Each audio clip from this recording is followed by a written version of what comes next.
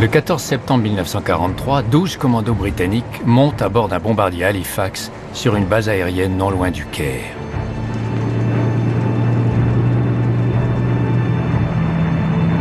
Le but de leur mission est top secret. L'ordre a été donné par Winston Churchill en personne.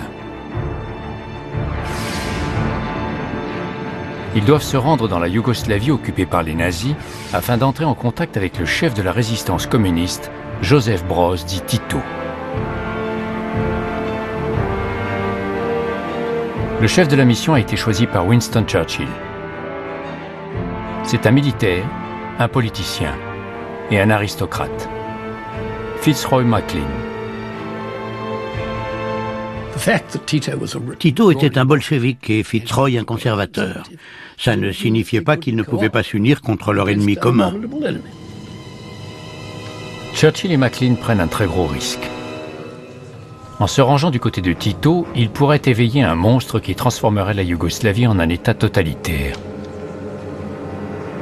Mais l'alternative est pire encore. Voici l'histoire d'un pari qui s'est révélé payant. Un conservateur écossais est devenu l'ami d'un communiste invétéré. Les deux hommes ont formé une coalition des plus improbables. MacLean et Tito réussiront à galvaniser la résistance yougoslave qui aidera à gagner la guerre dans les Balkans. Joseph Tito sera à la tête d'une Yougoslavie indépendante durant plus de 30 ans. Fitzroy MacLean sera admiré comme un acteur majeur de cette guerre.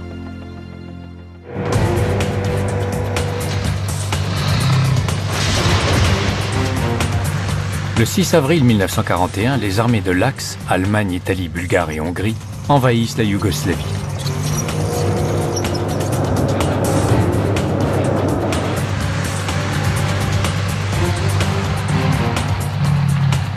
En l'espace de 2 semaines, 17 000 civils sont tués.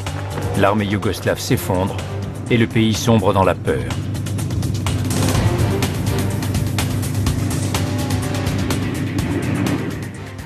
Bato Tomasevic vit avec sa famille dans la ville de Cetinje au Monténégro. J'ai entendu le vrombissement d'avion qui approchait de mon village.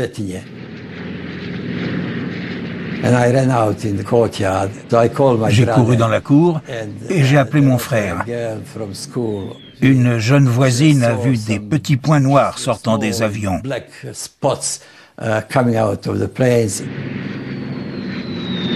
Mon frère a tout de suite compris qu'il s'agissait de bombes. Et une bombe a explosé dans notre cour. Moi et mon frère, on s'était mis à l'abri, mais la jeune fille a été touchée par un éclat et elle est morte.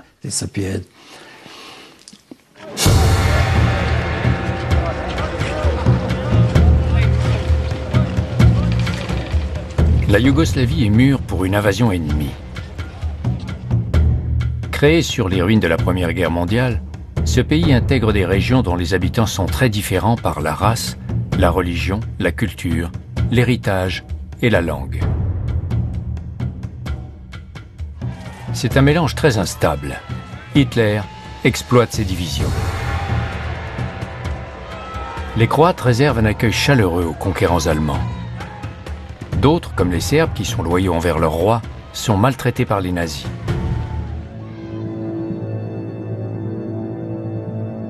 Les nazis découpent la Yougoslavie. La Croatie devient un État indépendant. Le reste du pays est occupé par les troupes de l'Axe. Des dizaines de milliers de Yougoslaves fuient le pays, y compris le gouvernement et Pierre II, roi de Yougoslavie. La plupart gagnent l'Angleterre. Mais certains hauts responsables n'ont nulle intention de fuir. L'un d'eux est le colonel Draza Mihailović, d'origine serbe. Mihailović refusa de partir en exil. Il était spécialisé dans la guerre de guérilla et il s'est réfugié dans les montagnes. Il a formé un groupe de résistants qui a mené la vie dure aux Allemands. Autre personnalité restée au pays, Joseph Broz, surnommé Tito, qui signifie « toi, fais ça ». Tito n'est pas serbe comme Mihailović, mais croate. Après une carrière militaire exemplaire, il se tourne vers la politique. Il passe de nombreuses années en Russie. En 1937, Staline le nomme secrétaire général du Parti communiste yougoslave. Après l'invasion allemande, Moscou demande à Tito d'apporter sa contribution à la défense de la patrie russe en harcelant les Allemands en Yougoslavie.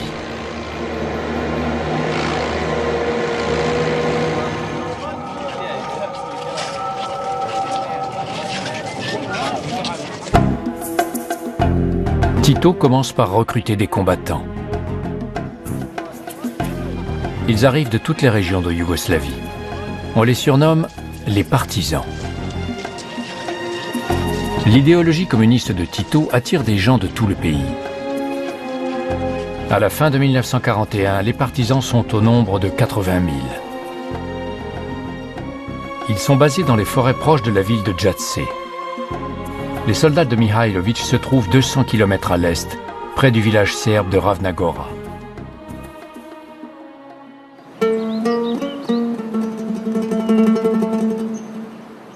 Mihailović veut combattre les Allemands pour remettre le roi sur le trône.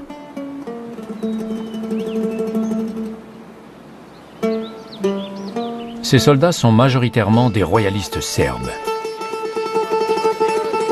Leurs pères ont participé à la Première Guerre mondiale.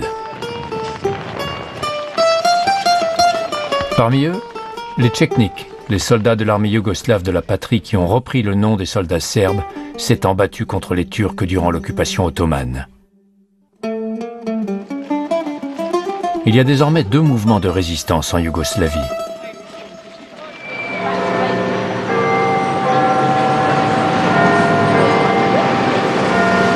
Les Britanniques doivent choisir lequel des 2 courants ils doivent soutenir. Pour Churchill et son gouvernement, le choix naturel sera le camp de Mihailović. Ce dernier est royaliste et il déteste le communisme, comme Churchill. Mais le choix ne se révèle pas aussi simple.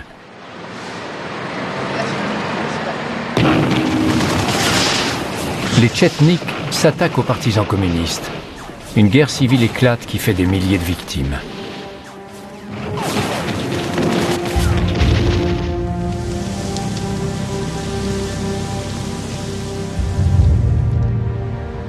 Le conflit entre les différents groupes yougoslaves fera plus de morts que la guerre contre les soldats nazis. Cet hiver-là, les Allemands n'ont aucun mal à prendre le dessus sur les 2 armées de résistants.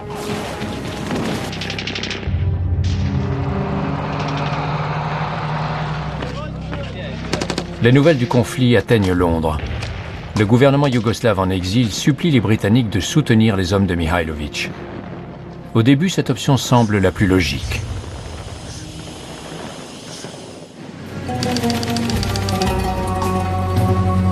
Mais tout change suite à 2 informations essentielles.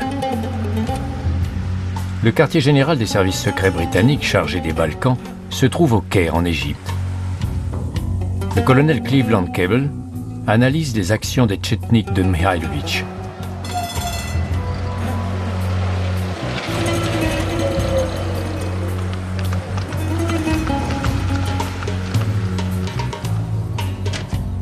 En janvier 1943, Churchill se rend au Caire pour rencontrer les plus hauts responsables alliés.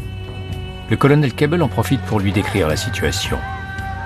Il lui apprend que Mihailović est bien moins efficace pour combattre les Allemands que Tito.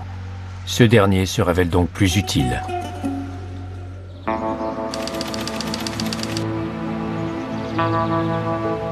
Des indices plus alarmants arrivent à Londres après le décodage d'un message allemand par les déchiffreurs basés à Bletchley Park. Ils interceptent des messages radio des Allemands grâce à des encodeurs de marque Enigma fabriqués en Allemagne. Une série de messages estampillés Ultra donne une meilleure image des rapports de force en Yougoslavie. Les messages Ultra ont révélé que Mihailović et les Italiens s'entendaient très bien, que les Allemands n'avaient pas peur de Mihailović. En revanche, ils étaient terrifiés par Tito, qui avait tué beaucoup de soldats allemands. Churchill décide sur le champ d'abandonner Mihailović pour offrir son soutien total à Tito. À l'analyse de ces rapports, le gouvernement britannique a décidé d'offrir tout son soutien aux partisans, qui ne recevaient quasiment aucune aide de la part des Russes. Le problème, c'est que Churchill ne sait rien de Tito et de ses partisans. Qui est-il? Existe-t-il? Et s'il existe, ce communiste est-il digne de confiance?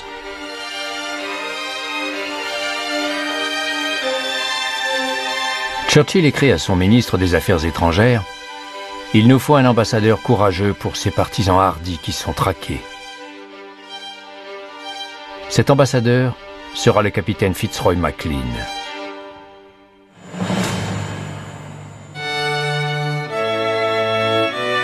Fitzroy MacLean est pourtant la dernière personne susceptible de s'entendre avec un communiste. Il a une profonde aversion pour le communisme. Il est né le 11 mars 1911 dans une des plus vieilles familles des Highlands en Écosse. Sa famille est profondément fière de son histoire militaire qui s'étend aussi loin que la rébellion jacobite. La devise de la famille est tout aussi fière « Je remercie Dieu d'être un MacLean ».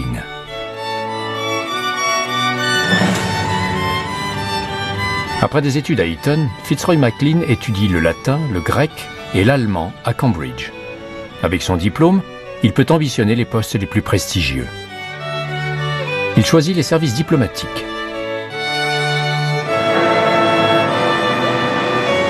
En 1933, il passe haut la main son examen d'entrée. Un an plus tard, il est gratifié de sa première mission à l'étranger, à Paris.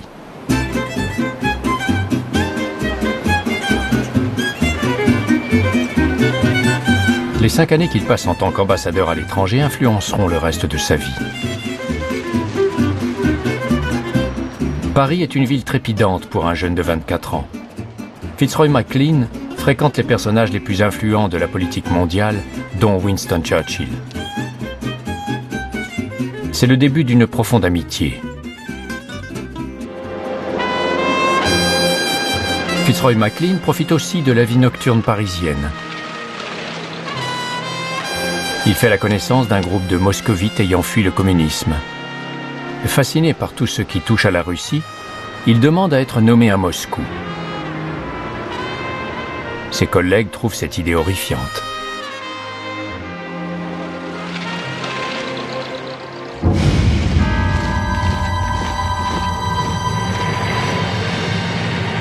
MacLean arrive en Russie alors que Staline a lancé les grandes purges. Sur l'ordre du dictateur, des centaines de milliers de communistes de la première heure sont assassinés après des simulacres de procès. Parmi les victimes, Nikolaï Boukharine, ami de Staline et cofondateur du parti.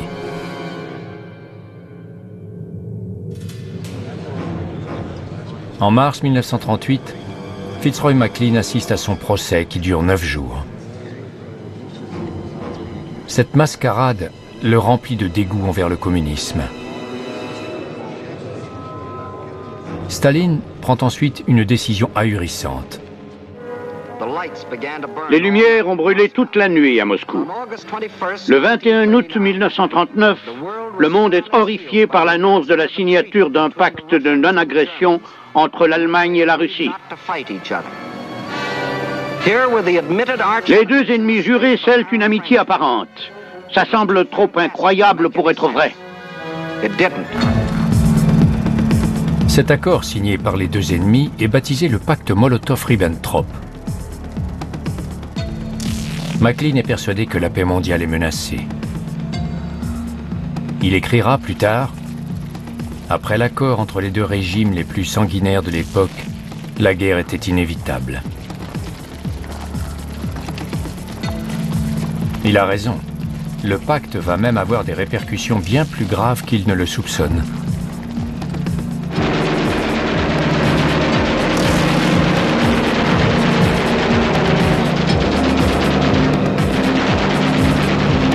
En septembre 1939, les troupes hitlériennes envahissent la Pologne.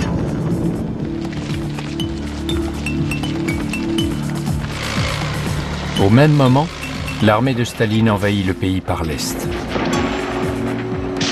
Dans une clause secrète du pacte Molotov-Ribbentrop, les deux pays se sont partagés la Pologne. Le monde s'en rend uniquement compte quand les deux armées font la jonction à Brest-Litovsk. La Grande-Bretagne et la France déclarent la guerre à l'Allemagne.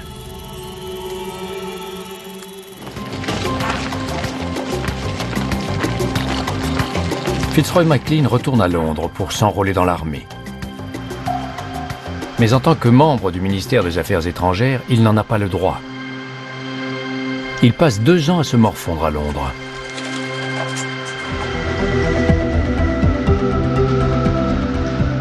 Mais il finit par trouver une faille. En se présentant au Parlement, il est obligé de donner sa démission du ministère. En apprenant la démission de McLean, Winston Churchill l'accuse en plaisantant d'utiliser la mer des parlements comme une toilette publique. McLean se rend dans un bureau de recrutement de l'armée et rejoint l'ancienne unité de son père, le régiment des Cameron Highlanders. Il rattrape vite le temps perdu.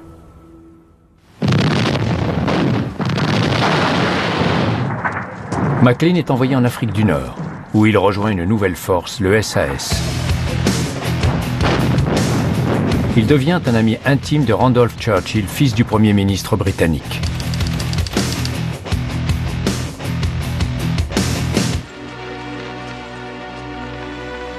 En juillet 1943, Fitzroy McLean est rappelé à Londres par Winston Churchill.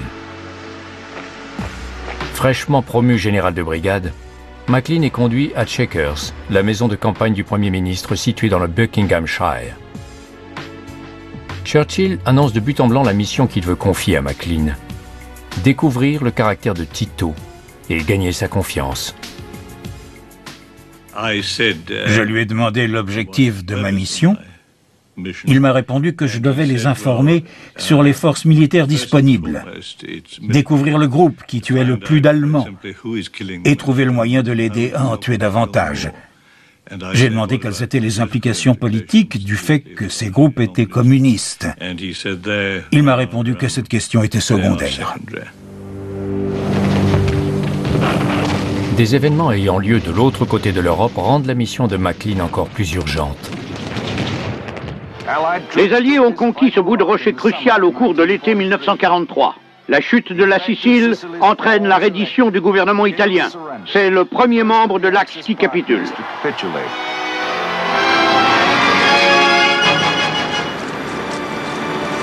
Le 8 septembre, les troupes italiennes déposent les armes et rentrent chez elles, y compris celles stationnées en Yougoslavie. Au cours de leur retraite, les Italiens abandonnent leurs armes. Les partisans de Tito s'emparent des armes et des munitions des 10 divisions italiennes. Ils disposent désormais d'armes modernes. Les partisans deviennent ainsi encore plus précieux pour les Alliés. Il leur manque juste quelqu'un pour coordonner leurs actions et cibler les objectifs. Le lendemain, Fitzroy McLean est parachuté en Yougoslavie. Il est accompagné d'une équipe de 11 agents triés sur le volet. Des ingénieurs, des soldats du génie, des commandos et des agents secrets. Le parachutage se déroule sans problème. Les hommes atterrissent en plein territoire des partisans. Tito a envoyé une escorte et des chevaux pour les accueillir.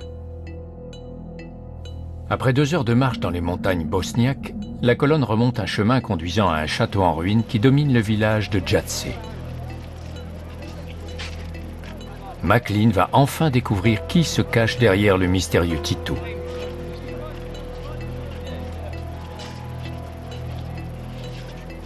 McLean a décrit cette rencontre en 1964. À l'époque, Tito était un fantôme pour le monde extérieur. Certains prétendaient que c'était un comité, d'autres qu'il s'agissait d'une jolie jeune femme, d'autres encore qu'il n'existait pas du tout. J'ai fait la connaissance d'un homme dans la cinquantaine, plutôt robuste et très déterminé, qui avait non seulement constitué une armée de résistants très efficace, mais aussi une formidable machine militaire et politique. McClellan doit d'abord s'assurer que Tito et ses hommes veulent bien se joindre aux Alliés pour combattre les Allemands. Il envoie régulièrement des messages détaillant les progrès de sa mission. Dès le départ, il apparaît que Tito est ouvert à une collaboration avec les Alliés. Tito avait un caractère plus accommodant que les communistes que j'ai rencontrés en Russie et ailleurs. Il ne cachait pas être un communiste, il s'en glorifiait même. Mais bien qu'il fût communiste, il n'avait aucun problème à considérer les intérêts sous divers angles et à prendre une décision sans en référer aux instances suprêmes. Il m'épatait par la confiance qu'il affichait. C'était un vrai chef. En apprenant à connaître Tito, l'aristocrate écossais éprouve de plus en plus d'admiration pour ce communiste pur et dur. Il avait une indépendance d'esprit remarquable. Il était toujours disposé à analyser les problèmes sous divers angles. Il avait toujours un trait d'humour, même dans les périodes les plus difficiles et les plus sombres. Et il avait une fierté nationale, un patriotisme des plus intenses qu'il partageait avec tous ses partisans. McClellan révèle aussi à Londres que d'après ses propres estimations, les partisans de Tito sont au nombre de 250 000, soit la plus grande force de résistance en Europe. Mais ces hommes sont-ils habiles au combat ?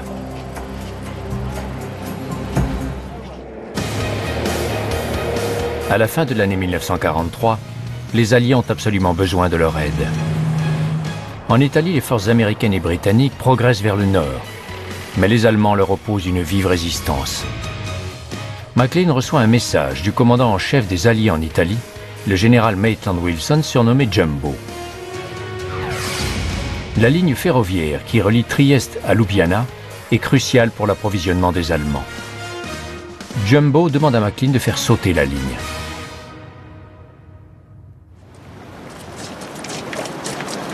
Tito et McClellan sélectionnent un groupe d'hommes et se mettent en route vers l'objectif.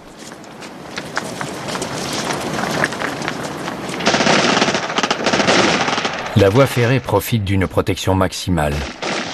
McClellan et les partisans parviennent à franchir la ligne de défense allemande et à poser des charges de dynamite. La voie ferrée est détruite. L'Italie restera coupée durant des semaines. Tito et McClellan ont réussi leur premier test. Leur opération a même des répercussions loin de là.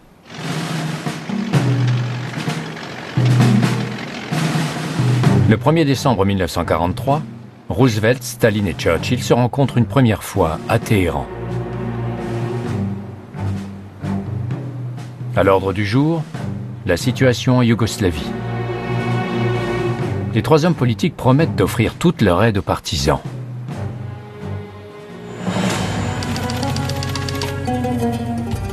Neuf jours plus tard, Churchill se rend au Caire. Il est attendu par Fitzroy McClellan. Churchill annonce à McClellan la décision prise à Téhéran d'augmenter l'aide à Tito. Mais McClellan lui confie ses inquiétudes. Je lui ai dit que j'étais convaincu qu'à la fin de la guerre, les partisans installeraient un régime communiste en Yougoslavie. Winston Churchill m'a interrompu en me disant « Avez-vous l'intention de vous installer et de vivre en Yougoslavie après la guerre ?» J'ai répondu « Non ». Et il a dit « Moi non plus. Laissons donc le soin aux Yougoslaves de choisir le régime dont ils ont envie. »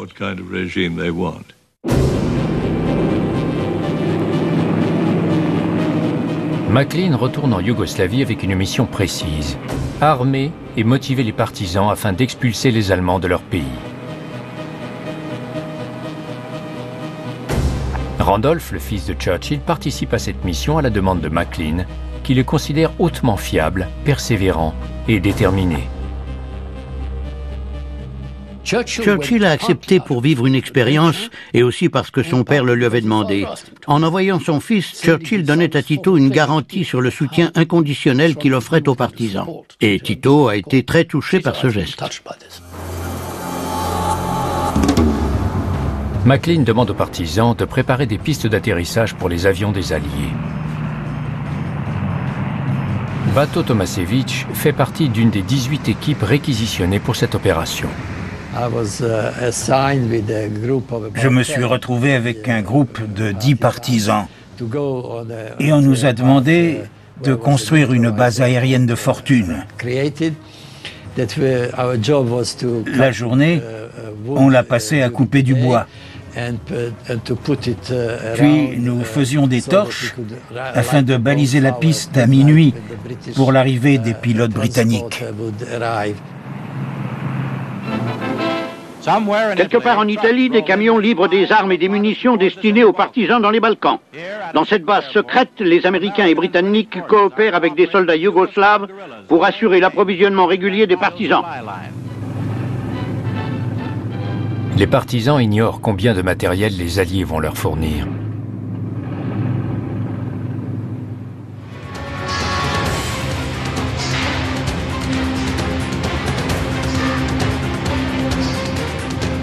En l'espace de 2 nuits, ils en reçoivent autant que Mihailović en 2 ans.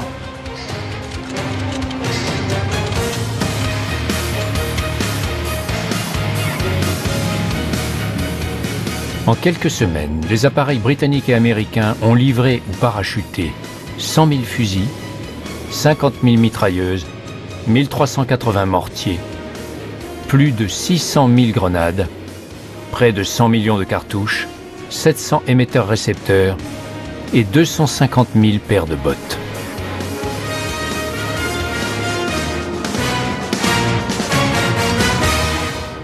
Des uniformes, des armes, des munitions, de la nourriture. Voilà ce que les Alliés, les Britanniques, nous ont envoyé. J'ai donc porté un uniforme britannique.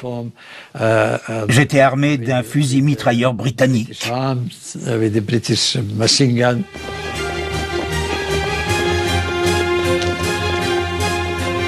Les Américains mettent aussi en route la machine de propagande. Les partisans sont suivis en permanence par des équipes de tournage. La guerre en Yougoslavie acquiert une certaine aura. Les hommes travaillent côte à côte et combattent sans relâche l'ennemi.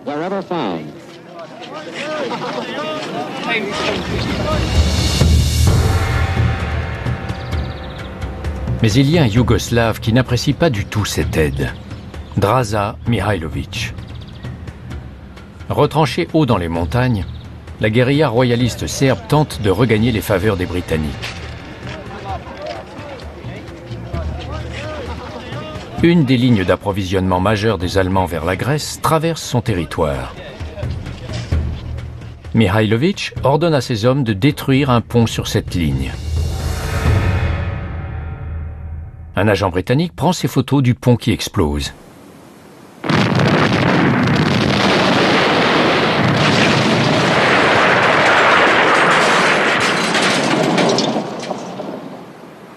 Mais le succès de l'opération est prêté aux partisans de Tito.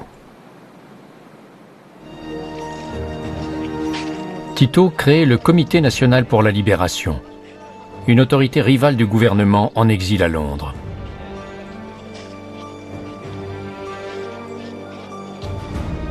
Tito se nomme aussi maréchal de Yougoslavie, commandant suprême des forces militaires. Maclean estime le temps venu de demander à Tito ce qu'il prévoit de faire après la guerre.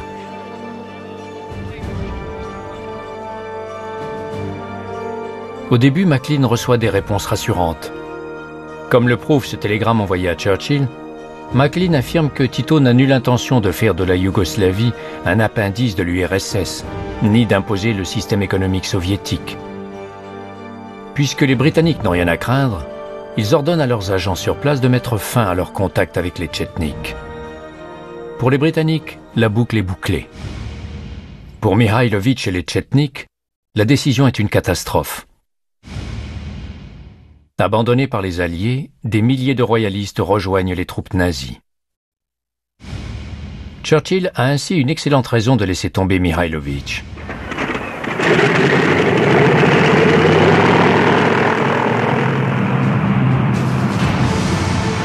L'opération entre dans une nouvelle phase. Au printemps 1944, les Alliés transforment leur soutien en collaboration militaire totale.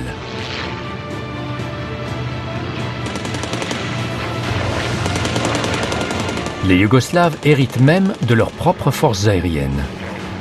La Royal Balkan Air Force est constituée de 15 appareils alliés différents, dont ces Spitfire.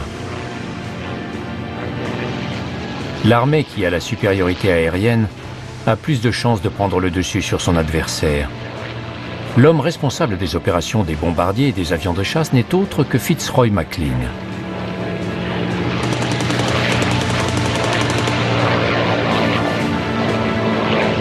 Il ne coordonne pas seulement les vols de ravitaillement pour les partisans, il planifie aussi l'attaque des objectifs stratégiques.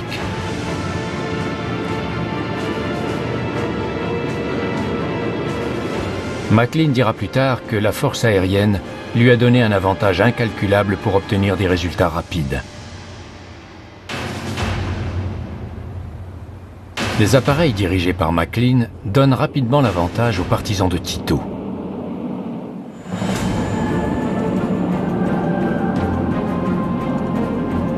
Après la force aérienne, ce sont les renforts qui arrivent. Des commandos britanniques et américains sont parachutés en Yougoslavie pour former les partisans et se battre à leur côté. Ici, Fitzroy McLean inspecte les troupes alliées après leur arrivée.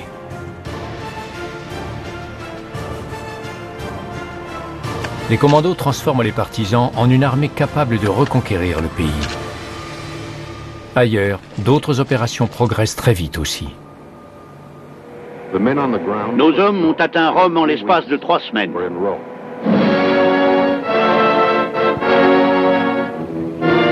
Au milieu de 1944, les Allemands sont quasiment certains de perdre la guerre.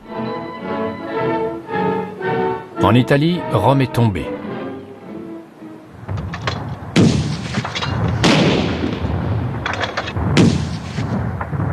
L'armée britannique tente de reprendre Florence.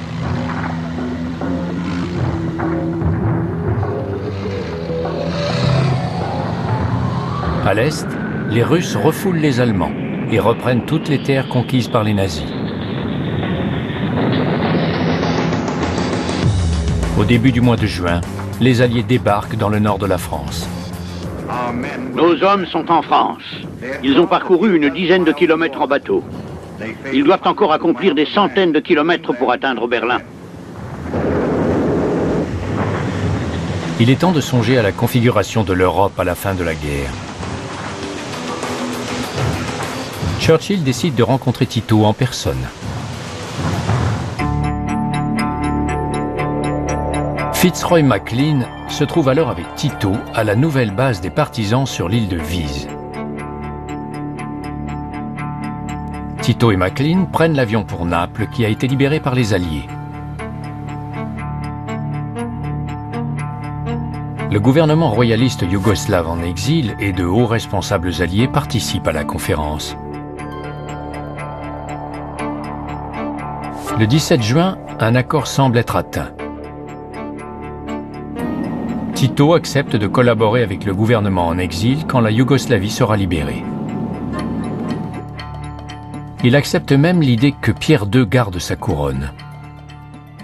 Tito va-t-il tenir parole ?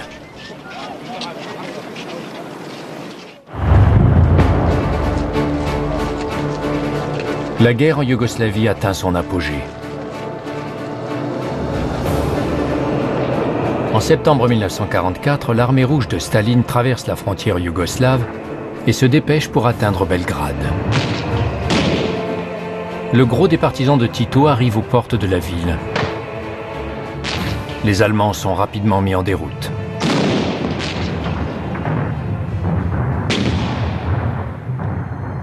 La libération étant proche, McLean demande aux partisans de couper la retraite des colonnes allemandes qui tentent de fuir le pays. Premier objectif, la voie ferrée près de Leskovac en Serbie. Alors que Tito reste dans son quartier général, McLean forme un groupe armé et marche avec lui vers Leskovac. Il est accompagné de son vieil ami Randolph Churchill et du célèbre romancier Evelyn Waugh, qui fait partie des commandos britanniques. Quand ils arrivent en vue de Leskovac, Macklin demande aux bombardiers de lâcher leur cargaison mortelle.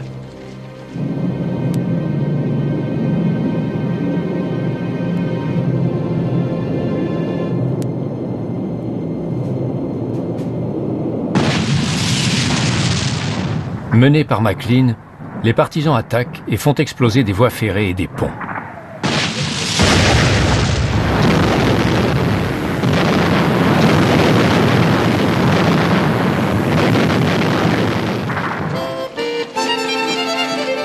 Les partisans prennent le contrôle dans tout le pays. Bato Tomasevich a rejoint les partisans à l'âge de 15 ans. Grâce au soutien britannique, au début du mois d'octobre, son unité se rend à Cetinje, son village natal, et le libère. J'ai vu les maisons, dont celle de mes parents, et puis des personnes que je connaissais à Cetinje, qui étaient habillées d'un uniforme britannique, portant un revolver, une grenade ou un fusil mitrailleur britannique. Et ils avaient un béret avec une étoile rouge. C'était la seule chose qui n'était pas britannique. Quelqu'un leur a dit qu'ils ressemblaient à des Britanniques, sauf pour l'étoile rouge sur le béret. Le chef a répondu « Ne vous inquiétez pas, quand la révolution prolétarienne viendra, les Britanniques porteront tous l'étoile rouge. »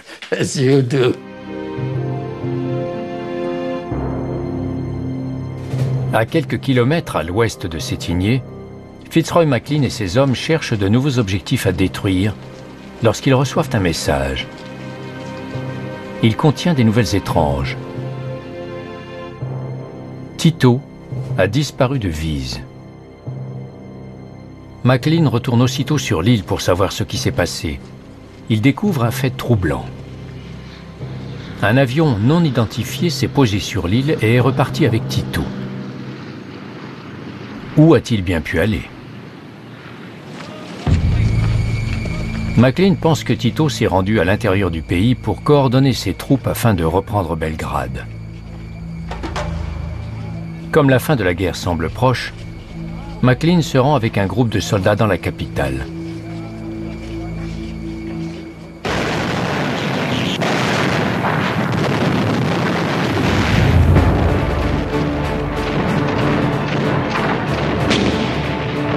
Quand ils arrivent, la bataille fait rage.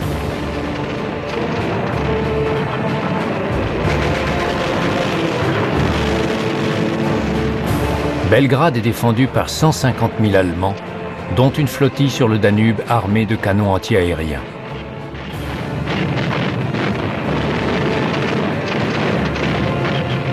Après 16 jours de bataille, l'armée rouge et les partisans finissent par battre en brèche la défense des nazis. Le 20 octobre, les Allemands fuient Belgrade. Belgrade, la capitale de la Yougoslavie, est libérée. C'est un triomphe pour l'armée rouge, mais aussi pour Tito, Macklin et les partisans.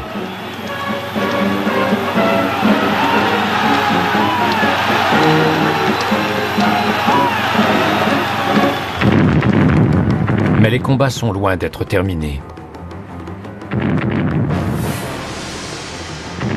Au cours de leur retraite, les Allemands détruisent toutes les infrastructures.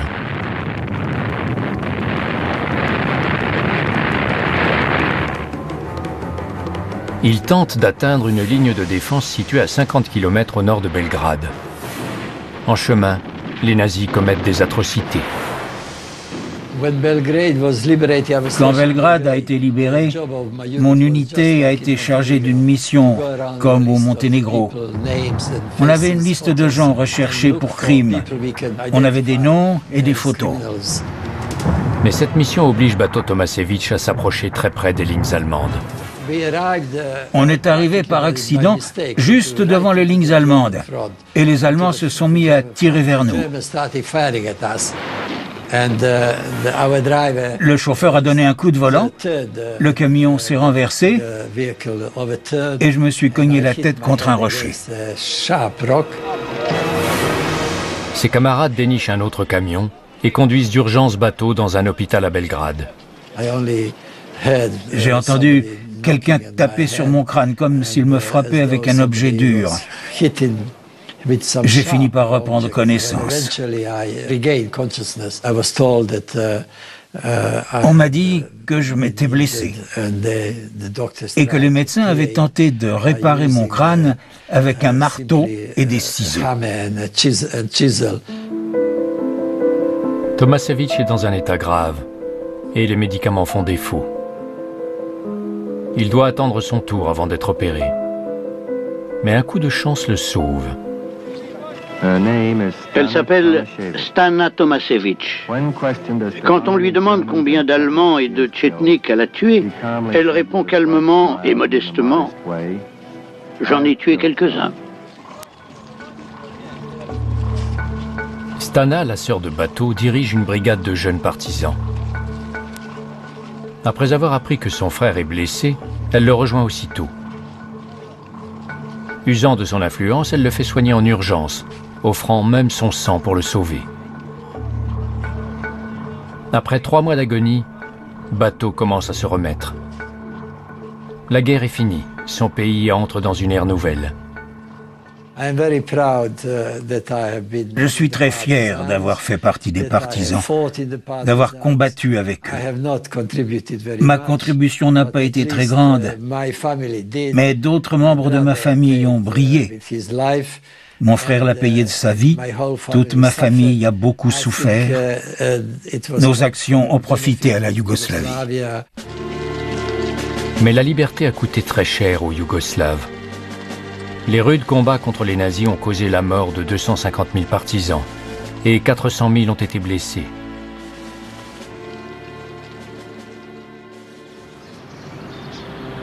Une semaine après la libération de Belgrade, McLean retrouve Tito dans une villa des faubourgs de la capitale. Tito lui révèle qu'il n'est pas allé à Belgrade, mais à Moscou, où Staline lui a donné des instructions.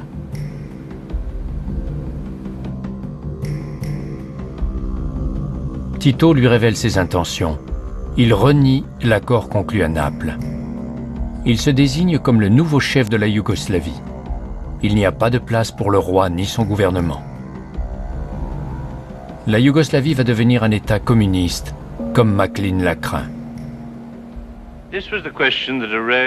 Voilà la question qui nous préoccupait en 1945. Jusqu'à quel point Tito allait-il obéir à Moscou ? Bien des choses s'étaient passées depuis 1937, lorsqu'il a été sommé de venir à Moscou pour être fait premier secrétaire du Parti communiste yougoslave. Avec l'aide de centaines de milliers de Yougoslaves, il a bravé les aléas d'une guerre atroce. En partant de rien, il a construit une remarquable machine politique et militaire, et il a goûté à la victoire finale. À la fin de la guerre, il a affirmé avoir expulsé les Allemands de son pays avec ses seuls compagnons de route.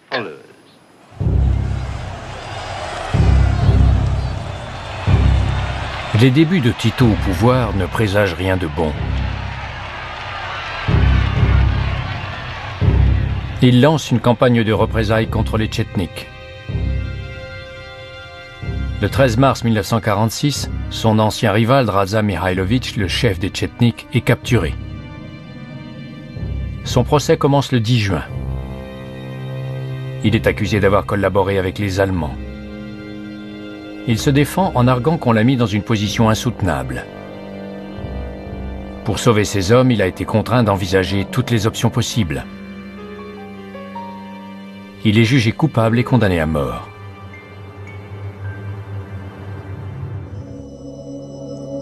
De l'autre côté de l'Atlantique, Churchill met en garde contre la diffusion du communisme en Europe.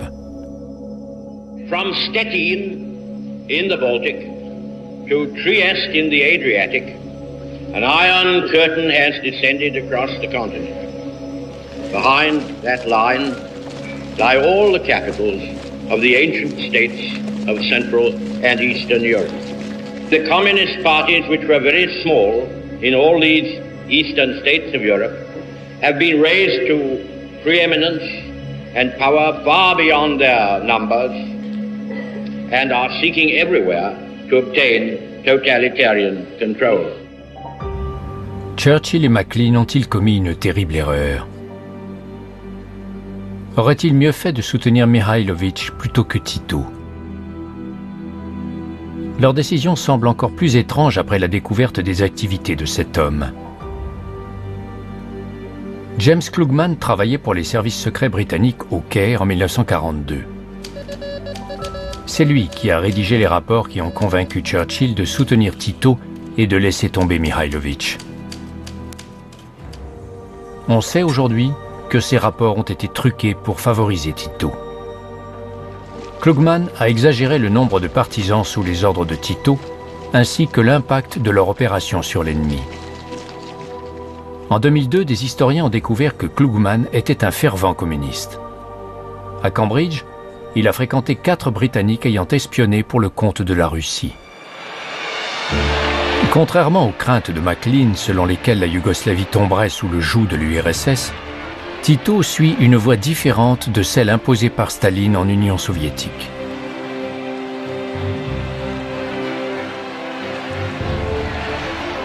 La Yougoslavie sera un pays plus pacifique, plus stable et plus influent que ses voisins communistes. Churchill et Maclean ont sans doute contribué à ce destin. Comme Tito a eu un contact suivi avec Churchill durant la guerre, cela lui a donné le sentiment qu'il n'était pas obligé de subir le joug de Staline. Et quand Staline a essayé de l'écarter, Tito s'est défendu. Cet homme, né dans un pays aussi divisé, a réussi un pari quasi impossible. Ne privilégiant aucune race, aucune religion ni aucune langue, Tito a unifié son pays durant 50 ans. Tito a pris le pouvoir après 3 ans et demi de durs combats, surtout contre un groupe rival. Il est resté au pouvoir en dépit des efforts incessants des Russes pour le renverser. C'est un révolutionnaire et il a mis en place un programme révolutionnaire. Il a passé la plus grande partie de sa vie, au propre comme au figuré, à défendre une cause perdue. L'unification réussie par Tito semble encore plus remarquable quand on analyse la façon dont la Yougoslavie s'est déchirée 11 ans après sa mort survenue en 1980. Fitzroy Maclean est retourné en Angleterre pour siéger à la Chambre des communes. Il est resté fidèle à Tito et à la Yougoslavie jusqu'à sa mort. Maclean et Bato Tomasevic se sont rencontrés pour la première fois en 1953. La vie de Tomasevic a pris une tournure extraordinaire. Il est devenu diplomate. Il a travaillé au gouvernement de Tito. Il est aussi un des survivants de l'avion qui s'est écrasé en 1958 à Munich, provoquant la mort d'une partie de l'équipe de football de Manchester United.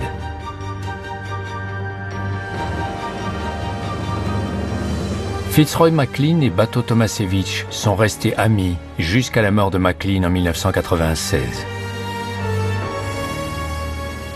Il était très fier et très heureux d'apporter son aide à la Yougoslavie. Et il a beaucoup apporté à ce pays. Sans Fitzroy, la Yougoslavie ne serait pas le même pays.